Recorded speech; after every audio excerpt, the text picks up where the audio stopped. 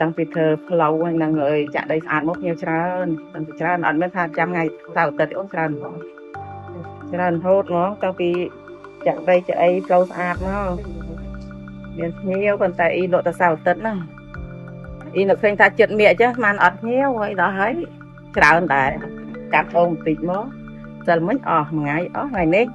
កាត់ថែមទៀតមកលេងបានផលប្រយោជន៍បោះសហគមន៍ដូចជាទូកដូចជាអីចឹងណាបានទូកហ្នឹងយកមកជួសជុលស្ពានកញ្ចោះអីចឹងទៅលុយចំណូលហ្នឹងណាហើយនឹងអ៊ីលក់ដូរអីហ្នឹងក៏វាគ្រាន់ទៅក៏មាន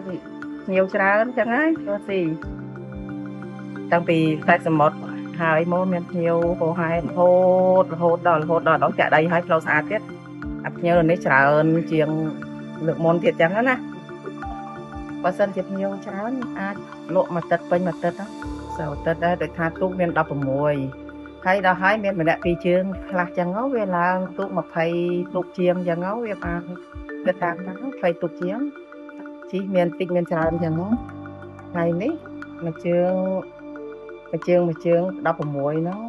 ដូចជាគ្រប់ស្មើហ្នឹងម្រំដល់ថ្ងៃនេះមានអ្នកពីរជើងខ្លះចឹងម្សិលមិញពីរជើងច្រើនដែរហើយបើដល់បនទៀនច្រើនណាមានអ្នកខ្លះ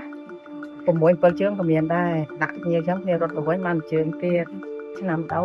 កញ្ចោះពេញទាំងអស់ផ្អាកដឹកសិនពីលើមកផ្អាកហ្នឹងញៀវផ្អាកដឹកសិននេះពេញឲ្យកន្លែងទេច្រើនបងគួរសម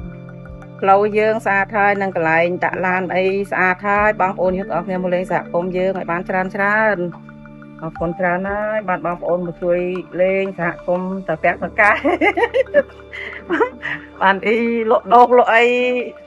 ណាច់ចាំកូនរៀនអូនអើយ